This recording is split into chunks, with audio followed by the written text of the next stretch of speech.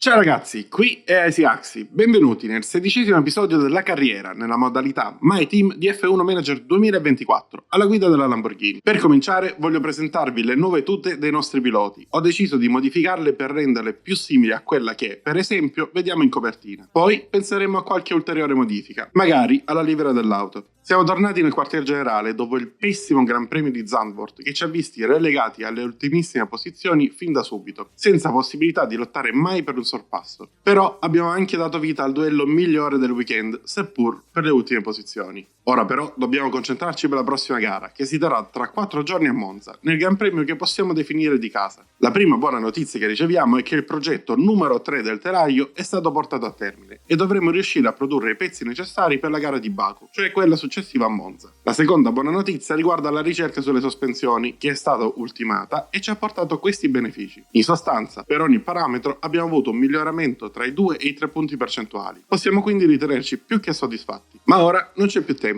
È il momento di dirigerci a Monza. Il circuito di Monza, conosciuto come il Tempio della Velocità, è uno dei tracciati più iconici e veloci del mondiale. La configurazione delle auto deve essere pensata per massimizzare la velocità di punta, riducendo al minimo la resistenza aerodinamica. Le ali vengono infatti scaricate per limitare il drag, sacrificando il carico aerodinamico in favore di prestazioni sui rettilinei. La prima variante però è il primo grande test, una staccata violentissima da oltre 330 km/h, fino alla prima marcia, dove precisione e stabilità in frenata sono fondamentali. Subito dopo arrivano le due curve di Lesmo, più tecniche e insidiose, dove è cruciale mantenere una buona trazione per non compromettere il ritmo. La variante Ascari mette alla prova la reattività della monoposto, con rapidi cambi di direzione che richiedono un bilanciamento perfetto. E poi c'è la parabolica, la curva simbolo di Monza. Qui si entra veloci e bisogna trovare la traiettoria ideale per lanciarsi sul rettilineo finale senza perdere decimi preziosi. Per vincere a Monza quindi serve un motore potente, freni affidabili e una macchina stabile nelle staccate. In sostanza è una sfida per piloti coraggiosi e monoposto ottimizzato alla perfezione. Questa volta voglio rischiare, siccome abbiamo poco budget ma ho buone sensazioni, ho deciso che Giovinazzi avrà un obiettivo difficile, mentre il compagno di squadra dovrà superare un obiettivo di media difficoltà. È un azzardo, ma se dovessimo fare bene ci frutterà molti soldi. Ora però iniziamo questo weekend.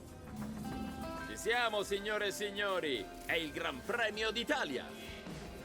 Benvenuti nel Tempio della Velocità. Siamo a Monza, in Italia, la casa della Ferrari. Chi porterà a casa i punti questo weekend? La carenza di risultati non mancherà di sottoporre il team principal a forti pressioni. Serve un cambio di rotta, altrimenti il consiglio inizierà a porsi qualche domanda. Il weekend apre il sipario, ora! Il venerdì inizia con un incidente. Ocon e un Haas battagliano come se fossero in gara e alla prima curva finiscono per toccarsi, danneggiando le loro monoposto. Alla fine delle 3 sessioni di prove libere, come al solito possiamo dirci soddisfatti del lavoro fatto, con entrambi i piloti preparati al 100% ad affrontare il resto del weekend. È molto importante trovare ogni volta un assetto eccellente per entrambi, perché come sapete partiamo con una fiducia alta che ci consente di migliorare le prestazioni ed evitare errori. Adesso è tempo di lanciarci nel Q1 per la prima sessione di qualifica. Benvenuti, siamo alle qualifiche. Pronti a entrare nel vivo. E siamo in auto con Giovinazzi nel primo tentativo del Q1. In alto a sinistra potete vedere un tempo a referto, ma in realtà abbiamo fatto 2 giri di lancio prima di questo tentativo.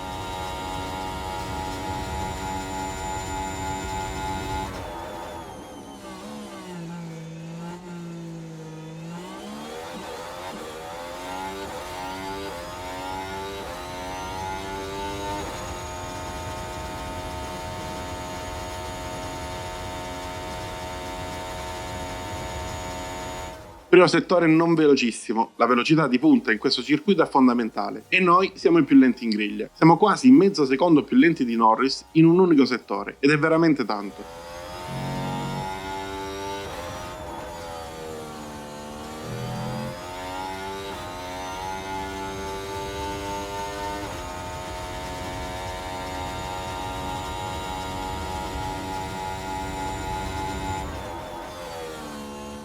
E la differenza si vede anche nel settore centrale ed è anche più grande. Infatti Giovinazzi è 6 decimi più lento rispetto all'inglese della McLaren.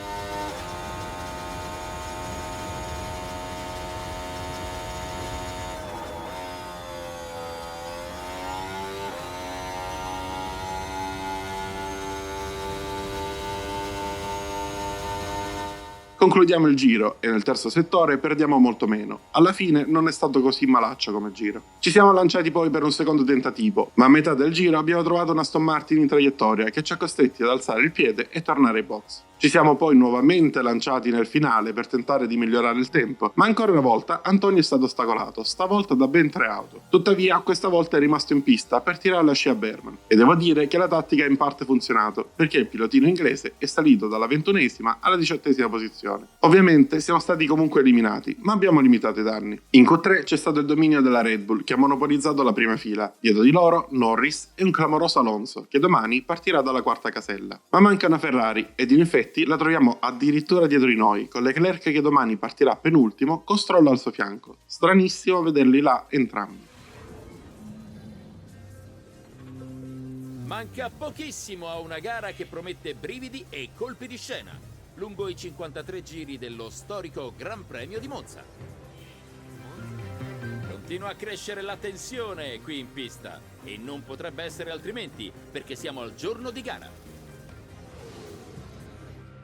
La strategia scelta per questa gara è ad una sola sosta, ovviamente. Antonio partirà su gomma media per poi rientrare al 23esimo giro e montare gomma bianca, con la quale concluderà la gara. In effetti la strategia di Berman non è differente, l'unica vera differenza è nel giro di rientro. Il pilota inglese infatti entrerà un giro prima rispetto al compagno. Ora però vediamo di fare bene e sfruttare ogni opportunità.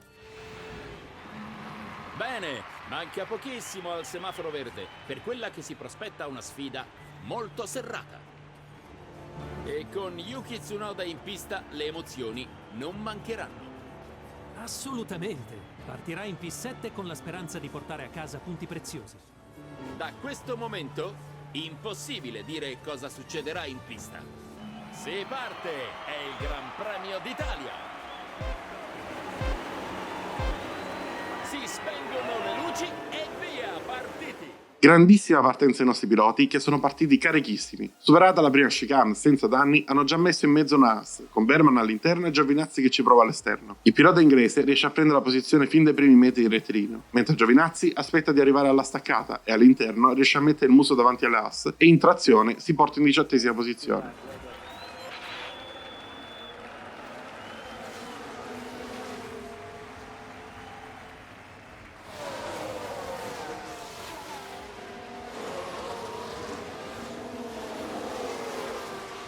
Nel giro successivo, in quello stesso punto, Russell perde il controllo dell'auto e va in testa coda, distruggendo fondo e gomme. Mentre alla fine del secondo giro, Hülkenberg, con le gomme rosse già in temperatura, riesce a riprendere la posizione su Giovinazzi alla staccata di curva 1 e si mette a caccia dell'altro nostro pilota. E riesce a prenderlo in poche curve, anzi riesce proprio a passargli davanti abbastanza agilmente, ben prima della variante Ascari.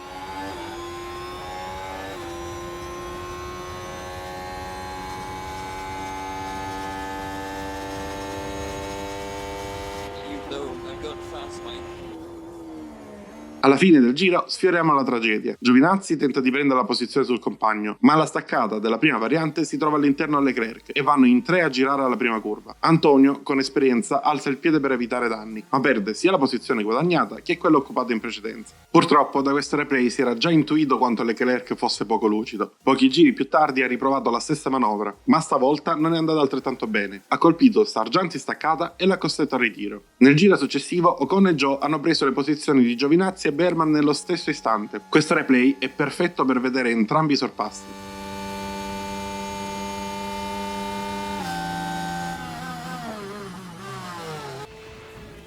Mentre davanti Tsunoda è andato in testa coda. Anche in questo caso è stato fortunato, perché la Ferrari dietro di lui è riuscita ad evitarlo. Sono già state effettuate le prime soste, ma in questa gara sono tutti pazzi. Berman si vede arrivare all'esterno una Mercedes o una Aston Martin e quindi alza il piede perché davanti c'è Giovinazzi e i 3 vanno a staccare tutti insieme. Per fortuna, anche questa volta senza danni per nessun pilota. Questa manovra tuttavia ci ha fatto perdere una vita ed alla fine siamo stati ripresi anche da Leclerc che si è liberato di Giovinazzi prima di rientrare in box. Ed ormai è arrivato il momento anche per noi. Entrambi i nostri piloti sono infatti con le gomme a fine vita. Entra prima Berman, come da programma, e la sosta è quasi perfetta, se non fosse che è ancora una volta troppo lenta.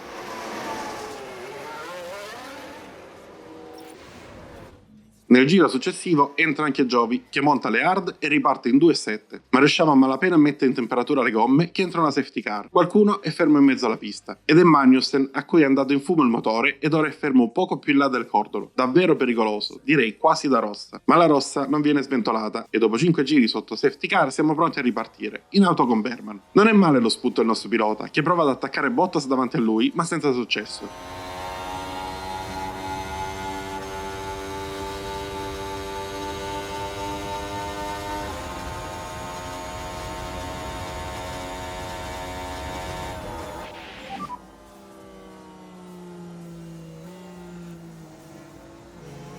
Anzi, appena messo il piede sul gas, ha perso il controllo, finendo in testa coda, rovinando una gara fino a quel momento non male. E continuano i duelli senza senso. Prima Stroll manda per campi Hülkenberg e poi non lascia spazio a Gasly nel duello alla prima variante, finendo per causare un incidente. Intanto Giovinazzi ha preso l'altra Alpine, quella di Ocon, ed è ormai pronto a sferrare l'attacco, ma proprio all'ultimo è stata sventolata la bandiera gialla che l'ha costretto ad alzare il piede. Bandiera gialla causata da questo contatto tra Hamilton ed Albon, avvenuto mentre noi eravamo ad inizio rettilineo.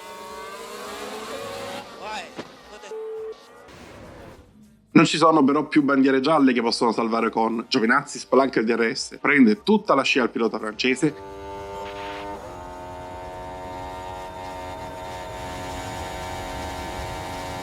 e si inserisce perfettamente all'interno dell'Alpine, prendendo la 16ª posizione alla Scari. E alla fine del rettilineo, praticamente all'inizio della parabolica, è riuscito a liberarsi anche di Ricciardo, che non ha potuto nulla contro Antonio.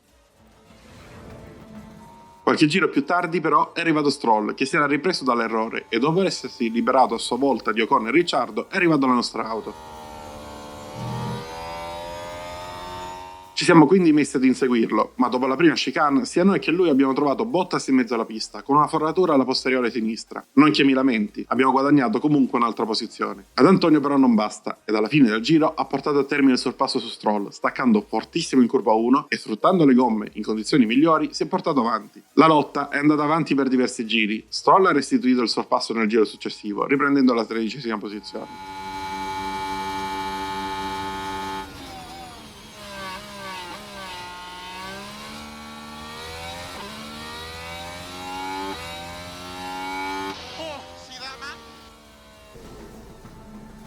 Mentre Giovinazzi non ha aspettato molto tempo per riattaccare alla parabolica, è entrato a fionda, non lasciando scampo a Stroll che si è rimesso dietro. Questi duelli hanno però favorito il rientro di Albon che con gomma rossa, per quanto consumata, ha comunque un vantaggio rispetto alle nostre hard altrettanto esauste. Il canadese però non vuole proprio mollare e restituisce il sorpasso ad Antonio alla prima variante. Il nostro pilota evita danni e difende solo su Albon, mantenendo almeno la 13ª posizione all'inizio dell'ultimo giro. Ed alla fine ha vinto Norris, arrivando davanti nella volata con la Red Bull di Verstappen. Conquista la vittoria!